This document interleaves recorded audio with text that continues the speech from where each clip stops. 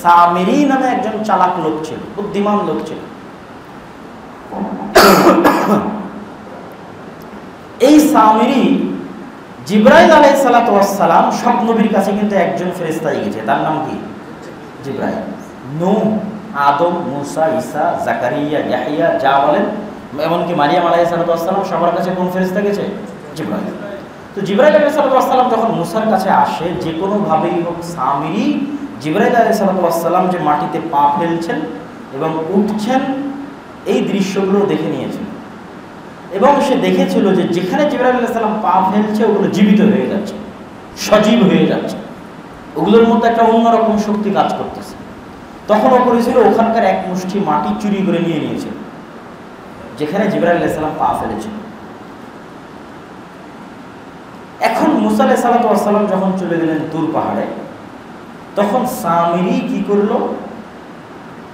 লোকজনকে একত্রিত করে হারুন আলাইহিস সালামকে প্ররোচিত করে নিজের আসল চেহারা গোপন রেখে হারুন আলাইহিস সালামকে একটা দোয়া করার জন্য বলল যে আমি আজকে আমার একটা বহুদিনের আশা আছে, আমি দেখাতে চাই, আপনি যদি দোয়া করেন আল্লাহ সেটা পূরণ করে দেবেন। হারুন আলাইহিস সালাম সহজ সরল হিসেবে আল্লাহর কাছে দোয়া করলেন, আল্লাহ সামিরির মনের যে আশা আছে ও যেটা দেখাতে চাই পূরণ করে দেন। সামিরি হাতের মুষ্টি নিক্ষেপ করলো, হারুন আলাইহিস সালামের দোয়াই হোক আর জিবরাইল আলাইহিস সালামের পায়ের ক্ষমতায় হোক, আল্লাহর ইচ্ছাই হোক, বাছুর তৈরি হয়ে গেল। এবং সেই মাটি থেকে তৈরি হওয়া উপস্থিত বাছুর চিৎকার করা শুরু করল, মানে যেভাবে বাছুর ডাকে, গরু যেভাবে ডাকে সেভাবে ডাকা শুরু, কিন্তু জাদুর মতো। তখন মানুষজন তো চমকে গেল। এমনি সেই যুগ ছিল জাদুর যুগ, এমনিতেই ফেরাউনের যুগ ছিল কিসের যুগ? জাদুর যুগ। এবং এটা যে জাদুর যুগ ছিল তার প্রমাণ আপনারা পাবেন কোথায়? এখনো যদি পিরামিড দেখতে চান, এখনো পিরামিড দেখতে গেলে আপনি বুঝতে পারবেন যে এগুলো সব ভৌতিক কাজ কারবার, জাদু টোনার কাজ কারবার। লাশ কিভাবে মমি করেছে 5000 6000 বছর আগে, এখনো লাশ অভাবই আছে, হাজার হাজার শত শত লাশ। পিরামিডকে এমন গাণিতিক সূত্র দিয়ে তৈরি করেছে যেটা আজকের যুগে মানুষের কাছে অসম্ভব মনে হতে পারে। পিরামিড যত উঁচু, অত উঁচুতে পৃথিবীর কোনো ক্রেনের পাথর উঠানো কঠিন আছে। মানুষ কিভাবে অত উঁচুতে পাথর উঠালো? তো ওখানে এখনো দেখতে গেলে আপনি বুঝবেন যে হ্যাঁ, এগুলো সব ভৌতিক এবং জাদুর কাজ করে। মুসা আলাইহিস সালামের সাথেও তো আপনারা জাদুর ঘটনা শুনেছেন, যে সব জাদুঘরকে ফেরাউন জমা করলো, লাঠি ছেড়ে দিল, সাপ হলো, মুসা আলাইহিস সালাম লাঠি সারলো, সব খেয়ে নিল। তো যুগটা ছিল কিসের যুগ? জাদুর যুগ। তো তাৎক্ষণিক জাদুতে মানুষ প্রভাবিত হয়ে যেত, তাদের এটা স্বভাব ছিল। তো ওরা তো গোটা বানু ইসরায়েল প্রভাবিত হয়ে গেছে। সামিরি বলছে এটা ইলা, এর ইবাদত করো, এর পূজা করো। যেমন ভারতের লোকজন, হিন্দুরা বলতেছে কি যে গরুর পূজা করতে হবে। তো হয়তো ওখান থেকে কপি পেস্ট হয়েছে, হতে পারে না? পারে না? পারে। হয়তো বানু ইসরায়েলেরই কোনো বিভ্রান্ত ফর্মের কোনো বিভ্রান্ত অপভ্রংশ থেকে হয়তো হিন্দুরা শিখেছে যে কিসের পূজা করতে হবে? গরুর পূজা করতে হবে, বাছুরের পূজা করতে হবে। হতে পারে, আল্লাহ ভালো জানে। তো বললো যে এর পূজা করো। হারুন আলাইহিস সালাম ক্ষিপ্ত হয়ে গেলেন, কিন্তু জনগণ মানল না। জনগণ বাছুরের পূজা করা শুরু করে দিল। মুসা আলাইহিস সালাম তুর পাহাড় থেকে ফেরত আসলেন। তুর পাহাড় থেকে ফেরত আসার পরে তিনি যখন দেখলেন এই অবস্থা, খুব ক্ষিপ্ত হয়ে গেলেন। ভাইয়ের দাড়ি ধরলেন, বকাবকি করলেন এবং ওই বাছুরকে আগুনে জ্বালিয়ে সমুদ্রে নিক্ষেপ করে দিলেন এবং সবাইকে বললেন তোমরা আল্লাহর কাছে তওবা করো। আল্লাহ সুবহানাহু ওয়া তাআলা বলল এদের তওবা কবুল করা হবে না। এটা শুনতে আপনাদের কাছে আশ্চর্য মনে হতে পারে, যতক্ষণ না এরা পরস্পরকে হত্যা করে। এদের শাস্তি হত্যা। শাস্তি কি? হত্যা। তবে হত্যা হতে হবে পরস্পর।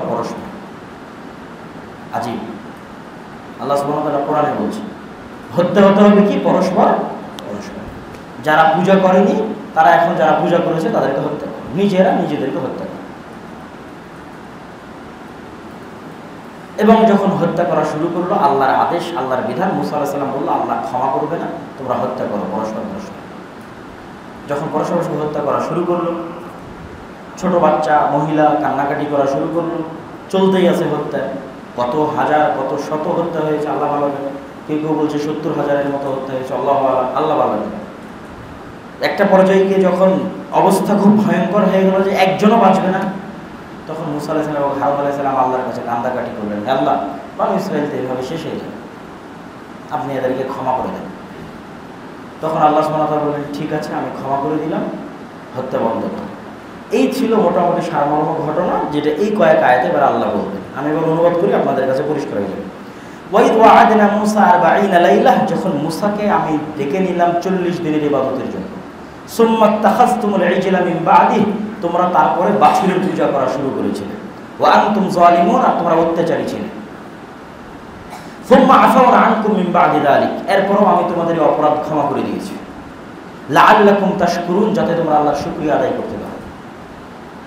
ওয়াইদা আতাইনা মূসাল কিতাবা ওয়াল ফুরকান লাআল্লাকুম তাহতাদুন, আর আমি মূসাকে কিতাব দিয়েছি, ফুরকান দিয়েছি। তাওরাত হচ্ছে ফুরকান, সত্য মিথ্যার পার্থক্যকারী, যাতে তোমরা হেদায়েত প্রাপ্ত হতে পারো। ওয়াইদ ক্বালা মূসা লিকওমিহি, আর যখন মূসা তার কওমকে বলল, ইয়া কওমি ইন্নাকুম যালামতুম আনফুসাকুম বিত্তিখাযিকুমুল ইজলা, হে আমার কওম, তোমরা অনেক বড় অত্যাচার করেছো বাছুরের পূজা করে। ফাতুবু ইলা বারিকুম, তোমাদের সৃষ্টিকর্তার কাছে ক্ষমা চাও। মানে ইবাদত কার করতে হয়? সৃষ্টিকর্তার করতে হয়। তো সৃষ্টিকর্তার ইবাদত না করে বাছুরের ইবাদত করেছো, অনেক অন্যায় করেছো। অতএব ক্ষমা চাও কার কাছে? সৃষ্টিকর্তার কাছে। ইবাদতের একমাত্র হকদার কে? সৃষ্টিকর্তা। আপনার ইবাদত পাওয়ার, আপনি যে কারো কাছে কিছু চাইবেন, কারো কাছে কিছু পাবেন, যে আপনার সন্তান হচ্ছে না, তো কোনো মাজারে গিয়ে চাওয়া এটা ঠিক না আল্লাহর কাছে চাওয়া? মাজারে গিয়ে চাওয়া হচ্ছে যে বানু ইসরাঈলের মতো অপরাধ করা, ভয়ঙ্কর অপরাধ, মহা অপরাধ, শিরক, যেটা আল্লাহ ক্ষমা করবেন না। তাহলে আপনার ইবাদত পাওয়ার একমাত্র হকদার কে? আল্লাহ। এটাই মূসা আলাইহিস সালাম বলছে, তোমরা অনেক বড় অপরাধ করেছো, অতএব সৃষ্টিকর্তার কাছে ক্ষমা চাও। ফাকতুলু আনফুসাকুম, আর তোমাদের ক্ষমার মাধ্যম হচ্ছে তোমরা নিজেরা নিজেদের হত্যা করো। কোরআনের আয়াত, ফাকতুলু আনফুসাকুম, তোমরা নিজেরা নিজেদের হত্যা করো। যালিকুম খায়রুল লাকুম ইনদা বারিকুম, এটাই তোমাদের জন্য কল্যাণকর হবে তোমাদের প্রতিপালকের কাছে ক্ষমা পাওয়ার জন্য। ফাতাবা আলাইকুম, অতঃপর আল্লাহ সুবহানাহু ওয়া তাআলা তাদের তওবা কবুল করে দিলেন। ইন্নাহু হুয়াত তাওয়াবুর রাহিম, আর আল্লাহ পরম করুণাময় এবং অনেক অনেক তওবা কবুলকারী। আল্লাহ সুবহানাহু ওয়া তাআলা আমাদেরকে শিরকের গুনাহ থেকে বেঁচে থেকে, এখান থেকে আমাদের জন্য কয়েকটা জিনিস শিক্ষা, তার মধ্যে সবচেয়ে বড় শিক্ষা হচ্ছে শিরক। শিরকের শাস্তি অনেক ভয়াবহ, এবং শিরক আল্লাহ সুবহানাহু ওয়া তাআলা বরদাস্ত করেন না। আল্লাহ সুবহানাহু ওয়া তাআলা আমাদেরকে শিরকের গুনাহ থেকে বেঁচে থেকে এখান থেকে শিক্ষা গ্রহণ করার তৌফিক দান করুন। এবং আমরা এখানে কয়েকটা গুরুত্বপূর্ণ দিন পেলাম। একটা দিন পেলাম যেই দিন মূসা আলাইহিস সালামকে আল্লাহ বাঁচালেন ফেরাউনকে ধ্বংস করলেন, এটা 10 মুহররম আশুরার সিয়াম। আর একটা পেলাম যেই 40 দিন আল্লাহর কাছে ইবাদত করেছিলেন, তার শেষ 10 দিন যখন তাওরাত পেয়েছেন, সেটা ছিল যুলহজ মাসের 10 দিন। ঠিক আছে, যেটা অনেক বরকতময়। যে 10 দিনের ইবাদত আল্লাহ সুবহানাহু ওয়া তাআলার কাছে সবচেয়ে প্রিয়। এগুলো হাদিস আপনারা জানেন, বহু সময় বহুদিন শুনেছেন। আল্লাহ সুবহানাহু ওয়া তাআলা আমাদের এই তাফসীরকে থেকে শিখার এবং বোঝার এবং আমল করার তৌফিক দান করুন। আল্লাহুম্মা। এবার আমরা আমাদের যেই বিষয়ে আলোচনা করার জন্য এখানে এসেছি, সেটা হচ্ছে মসজিদ ভিত্তিক মক্তব, মসজিদ ভিত্তিক কোরআন শিক্ষা, মসজিদ ভিত্তিক লাইব্রেরি। সম্মানিত উপস্থিতি, পবিত্র কোরআন আল্লাহর বাণী। পবিত্র কোরআনকে আল্লাহ বাণী, আল্লাহ সুবহানাহু ওয়া তাআলার শব্দ, আল্লাহ সুবহানাহু ওয়া তাআলার বাক্য, আল্লাহ সুবহানাহু ওয়া তাআলার আওয়াজ, আল্লাহর সৃষ্টি, জীব নয়। পৃথিবীতে আমরা যা দেখি সব আল্লাহর সৃষ্টি। মক্কা মদিনাও কার সৃষ্টি? আল্লাহর সৃষ্টি। সাফা মারওয়া কার সৃষ্টি? আল্লাহর সৃষ্টি। আর কোরআন আল্লাহর সৃষ্টি নয়। এই জন্য কোরআনের বরকত মক্কা মদিনার চেয়েও বেশি। এটা সরাসরি আল্লাহর সাথে কানেক্টেড, আল্লাহর জাত এবং সত্তার সাথে কানেক্টেড। পৃথিবীতে আর কিছুই নাই যেটা সরাসরি আল্লাহর সত্তার সাথে কানেক্টেড, কোরআন ছাড়া। 2, কোরআন আমাদের উপর আল্লাহর সবচেয়ে বড় নিয়ামত। আপনারা এখনই দেখলেন মূসা আলাইহিস সালামের কওমের গল্প। ফেরাউনকে আল্লাহ হায়াত দিয়েছিল 1000 বছর। নূহ আলাইহিস সালাম 950 বছর দিনের দাওয়াত দিয়েছে। তো আগের উম্মত 1000 বছর, 500 বছর, 800 বছর, 900 বছর ইবাদত করে জানে কি পেয়েছে? এই উম্মত 40-50 বছর ইবাদত করে তার চেয়ে বেশি নেকি পায়। এটা আল্লাহর নবীর হাদিস। কেন? এই উম্মতের কাছে কোরআন আছে, আগের উম্মতের কাছে ছিল না। এটা কোরআনের বরকত। আপনি সালাতে দাঁড়ালে কি পড়েন? সূরা ফাতিহা পড়েন না? ওটা কিসের অংশ? কোরআনের অংশ। আর সূরা ফাতিহা এমন নূর যা অতীতের কোনো নবীকে আল্লাহ দেয়নি, যেটার কারণে আমাদের নবী পৃথিবীর সকল নবীর উপর শ্রেষ্ঠ। তার মধ্যে একটা হচ্ছে কোরআন, তার মধ্যে একটা কি? এই মানের কিতাব, এই ধরনের কিতাব আল্লাহ অতীতের কোনো নবীকে দেননি। কোরআন যে আল্লাহর সবচেয়ে বড় দয়া, তার দ্বিতীয় প্রমাণ কি? রমজান মাসে আমরা যত রহমত, যত বরকত দেখি, যেই রহমত, যেই বরকত জিলহজ মাসের 10 দিনের চাইতেও বেশি, যেই রহমত, যেই বরকত মুহররমের চাইতেও বেশি। রমজানের সিয়াম ফরজ হওয়ার আগে কিন্তু মুহররমের সিয়াম ফরজ ছিল, বুঝতে পারলেন? কিন্তু রমজান যখন ফরজ হয়ে গেছে, আগের সবগুলো বাতিল হয়ে গেছে। তাহলে জিলহজ মাসের 10 দিনের চাইতেও বেশি, মুহররমের আশুরার চাইতেও বেশি। সেটা কি? রমজান। কেন? ওগুলোতে কোরআন নাই, রমজানে কি আছে? শাহরু রমাদান আল্লাযী উনজিলা ফীহিল কোরআন। এই মাস বরকতময়, কেননা এই মাসে পৃথিবীর সবচেয়ে বরকতময় কিতাব অবতীর্ণ হয়েছে, তার নাম কোরআন। কোরআন আল্লাহর বড় নিয়ামত। তার একটা প্রমাণ কি? ইন্না আনজালনাহু ফী লাইলাতুল কদর। লাইলাতুল কদর পৃথিবীর সর্বশ্রেষ্ঠ রাত, যেই রাতে জমিনের কোনো অংশ খালি থাকে না, যেখানে আসমান থেকে ফেরেশতা নামে না, এবং যেই রাত 1000 মাসের চেয়ে উত্তম। কেন এত রহমত, এত বরকত? কেন? এই রাতে পৃথিবীর সবচেয়ে মহান, সবচেয়ে দাম, সবচেয়ে শ্রেষ্ঠ, সবচেয়ে বরকতময় কিতাব অবতীর্ণ করা হয়েছে, তার নাম ইন্না আনজালনাহু ফী লাইলাতুল কদর। লাইলাতুল কদরের রাতে আমরা কোরআন অবতীর্ণ করেছি। তাহলে আগে বললাম কোরআন সবচেয়ে বরকতময়, এবং কোরআন আল্লাহর সবচেয়ে বড় নিয়ামত আমাদের উপর। পৃথিবীতে এখন যত নিয়ামত আছে তার মধ্যে উম্মতে মুহাম্মাদের উপর, উম্মতে মুসলিমের উপর।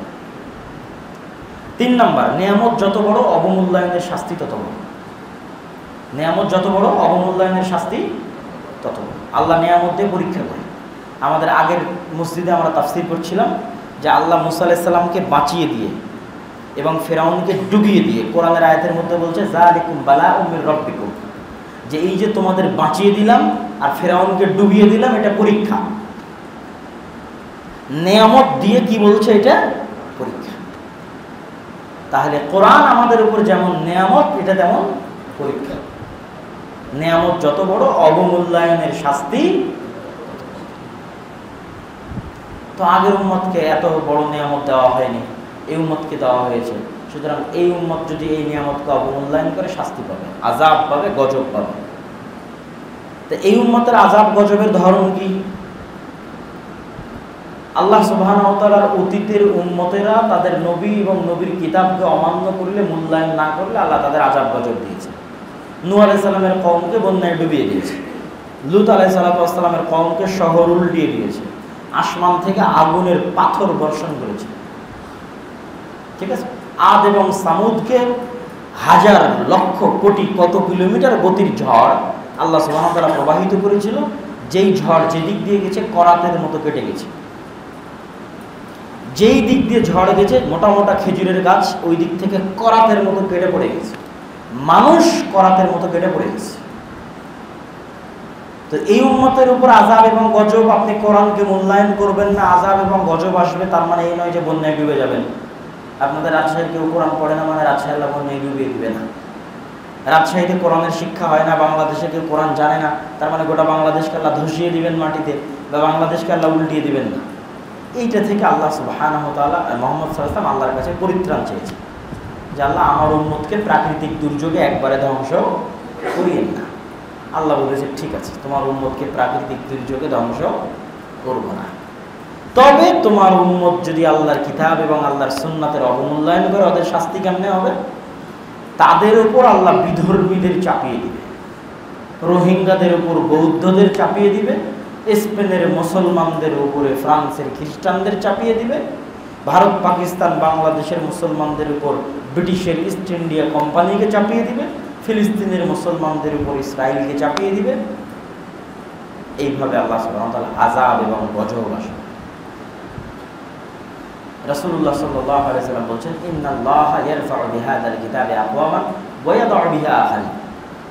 আল্লাহ এই কিতাবের মাধ্যমে এই উম্মতের একটা অংশকে সর্বোচ্চ স্থানে পৌঁছে দিয়েছে, আর এই কিতাবের মাধ্যমে এই উম্মতের একটা অংশকে সর্বনিম্ন স্থানে নামিয়ে দিয়েছে বা নামিয়ে দিবে। যেই অংশকে সর্বোচ্চ স্থানে উঠিয়ে দিয়েছে, এরা অত উপরে গেছে যত উপরে এদের কাছে কিতাব ছিল। মানে তাদের কাছে কিতাবের মান এবং দাম যেমন ছিল, ওই মাত্রায়, ওই মাপে আল্লাহ তাদেরকে পৃথিবীতে প্রতিষ্ঠিত করেছে। রোম এবং পারস্য সাম্রাজ্য তাদের পায়ের নিচে ধ্বংস হয়ে গেছে। আর আমাদের মাপ এবং আমাদের মান সম্মান শক্তি ওই জায়গায়, যেই জায়গায় আমাদের কাছে কোরআনের মান সম্মান। রোহিঙ্গাদের অবস্থা ওই জায়গায়, যেই জায়গায় তাদের কাছে কোরআন এবং আল্লাহর নবীর সুন্নাতের অবস্থা। এটা হাদিস থেকে বোঝা যাচ্ছে, এটা আল্লাহর পক্ষ থেকে পরীক্ষা এবং আল্লাহর পক্ষ থেকে আযাব। সম্মানিত উপস্থিতি, 3 নাম্বার, কোরআন ভয়ঙ্কর। কি জন্য ভয়ঙ্কর? আল্লাহ সুবহানাহু ওয়া তাআলা কিয়ামতের মাঠে যেই সমস্ত জিনিস দিয়ে আমাদের পক্ষে এবং বিপক্ষে সাক্ষী পেশ করবে বিচার করার জন্য।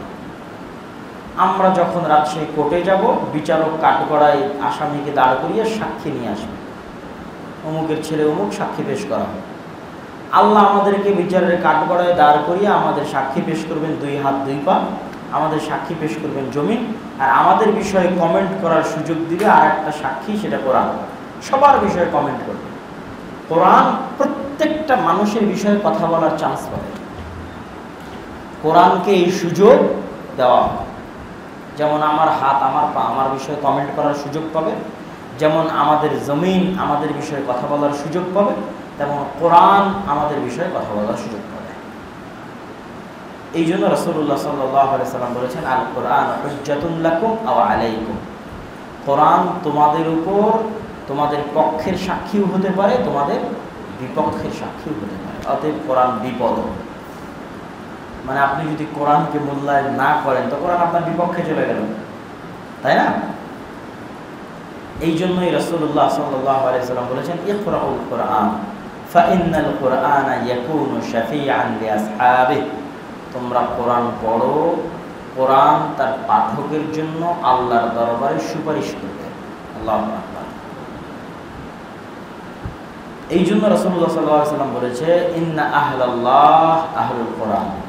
দুনিয়াতে মন্ত্রীর লোক আছে, এমপির খাস লোক আছে, ওসিডিসির লোক আছে। আরে অমুকের সাথে ঝামেলায় লাগিস না, ওর উপরে হাত আছে। ওসির সাথে ভালো সম্পর্ক, ডিসির সাথে ভালো সম্পর্ক, বলি না? তো আল্লাহ বলছে দুনিয়াতে কিছু আল্লাহর লোক আছে। দুনিয়াতে কিছু কার লোক আছে? আল্লাহর লোক আছে। আহলুল্লাহ, আল্লাহর লোক। কারা আল্লাহর লোক? যাদেরকে রাতের বেলা কোরআন ঘুমাতে দেয় না। তাতাজাফা জুনুবুহুম আনিল মাযাজি।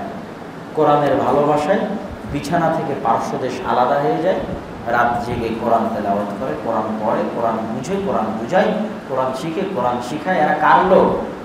আল্লাহ। এদের সাথে যদি কেউ শত্রুতা করে, আল্লাহ তাদের সাথে শত্রুতা করে। এরা আল্লাহর ওলি, আল্লাহর বন্ধু। এই জন্য রাসূলুল্লাহ সাল্লাল্লাহু আলাইহি ওয়াসাল্লাম বলেছেন, কোরআনের পাঠককে যদি জান্নাতে যাওয়ার সুযোগ পায়, কোরআনের পাঠক জান্নাতে যদি তাকে যেতে দেওয়ার অনুমতি দেওয়া হয়, তাহলে কোরআনের পাঠককে জান্নাতে বলা হবে, ইকরা ওয়ারাতিল ওয়ারতাকি ফাইন্না আখিরা মানজিলাতিক। হে কোরআনের পাঠক, দুনিয়াতে তুমি কোরআন পড়তে, আজ জান্নাতে কোরআন পড়তে থাকো, আর জান্নাতের উপরের দিকে যেতে থাকো। সেখানে গিয়ে তোমার উঁচু স্থান শেষ হবে, যেখানে তোমার কোরআন পড়া শেষ হবে। তো জান্নাতের মধ্যে ক্যাটাগরি আছে, ফ্যাসিলিটির পার্থক্য আছে। জান্নাতের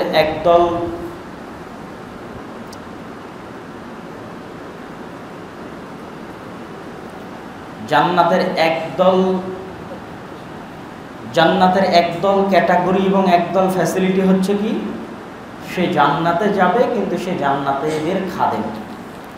তো জান্নাতীদের খাদেমও জান্নাতি, জান্নাতীদের খাদেমও কি জান্নাতি, কিন্তু তার লেভেল কি? সে জান্নাতীদের খাদেম, সে জান্নাতীদের কি খাদেম।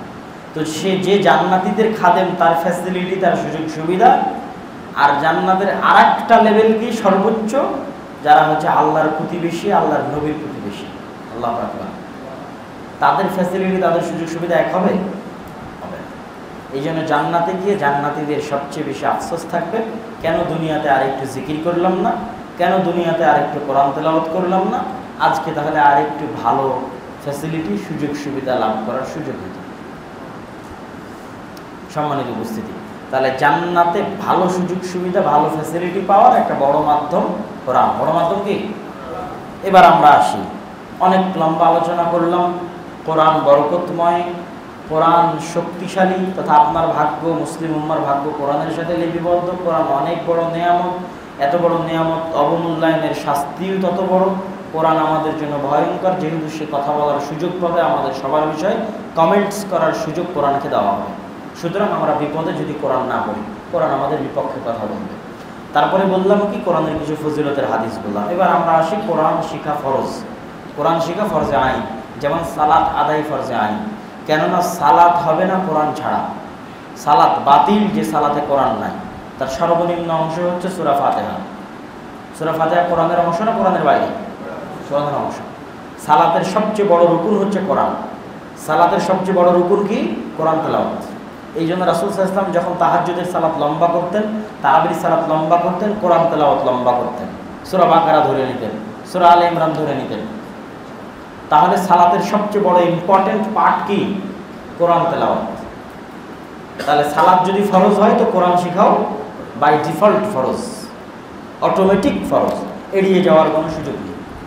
2 নম্বর, কোরআন শিখা ফরজ শুধু ছোট বাচ্চাদের জন্য নয়, কোরআন শিখা ফরজ শুধু মাদ্রাসার ছাত্রের জন্য নয়, কোরআন শুধু মাদ্রাসার ছাত্রের জন্য নয়। কোরআন মাদ্রাসার ছাত্রকে দাওয়াত দিয়ে নিয়ে এসে কোরআন পড়িয়ে নিলে কোরআনের হক আদায় হবে না।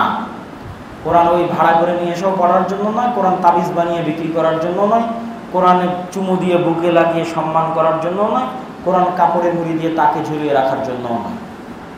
কোরআন হুদাল লিন্নাস, সবার জন্য, সবার কাছে আল্লাহ পাঠিয়েছে।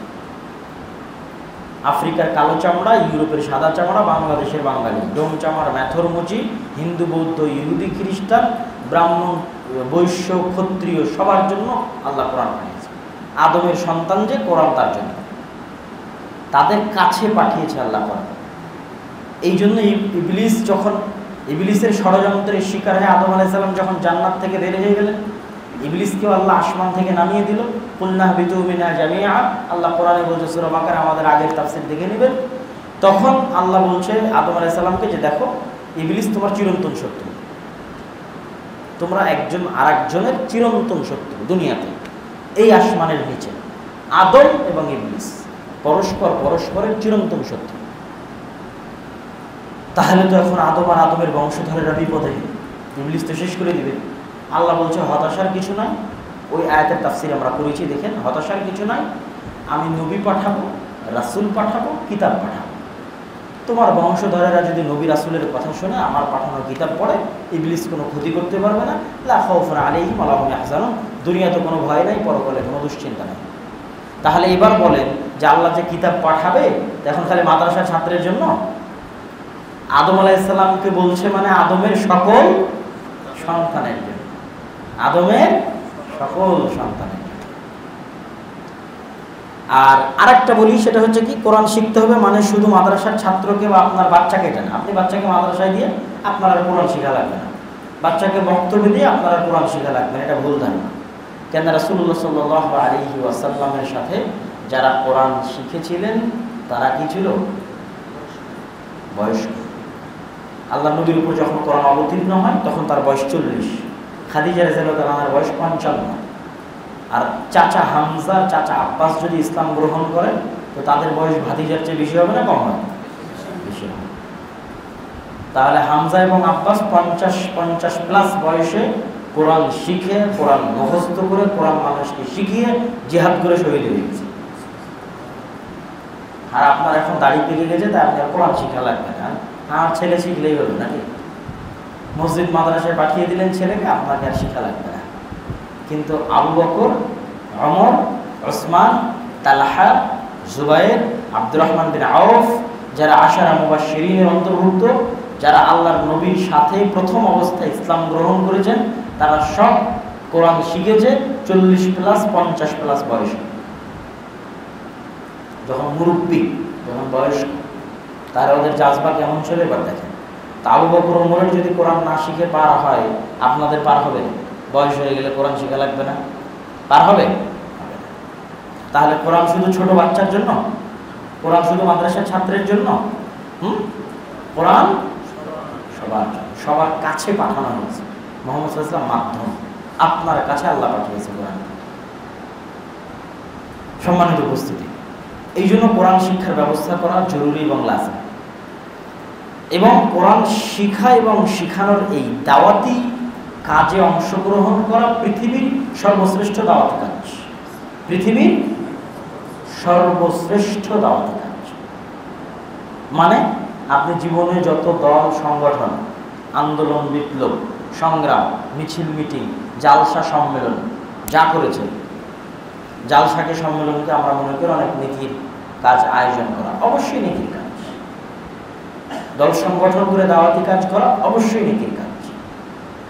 কিন্তু ওরকম শত জালসা, শত দল, শত সংগঠন, শত মিছিল, শত মিটিংয়ের চাইতে আপনি বেশি নেকি পাবেন যদি আপনি নিজে কোরআন শিখেন আর মুসলমানের 10টা সন্তানকে কোরআন শিখানোর ব্যবস্থা করে দেন। এটা সর্বশ্রেষ্ঠ দাওয়াতি কাজ। খায়রুকুম মান তাআল্লামাল কুরআন ওয়া আল্লামা। তোমাদের মধ্যে সর্বোত্তম সেই যে কোরআন শিখে এবং শেখায়। এটাই সর্বোত্তম দাওয়াতি কাজ, এটাই সর্বশ্রেষ্ঠ দাওয়াতি কাজ।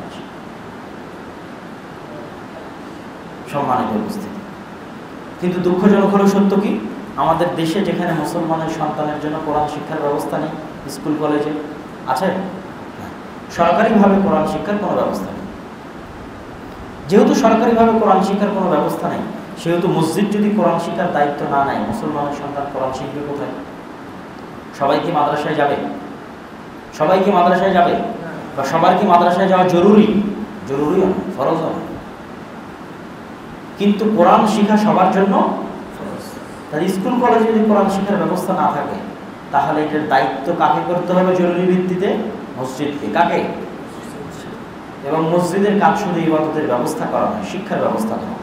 এই জন্য আল্লাহর নবীর যুগে সাহাবীরা মসজিদে শিখতেন। সাহাবীরা কোথায় কোরআন শিখেছেন? বলেন, কোথায় কোরআন শিখেছেন? কোথায় হাদিস শিখেছেন? মসজিদে। এবং ওই সিলসিলা ধরে রাখার জন্য এখনো মসজিদে নববীতে ইবাদতের পরে, মানে সালাতের পরে মসজিদে নববীর সবচেয়ে বড় কাজ হচ্ছে শিক্ষার ব্যবস্থা করা।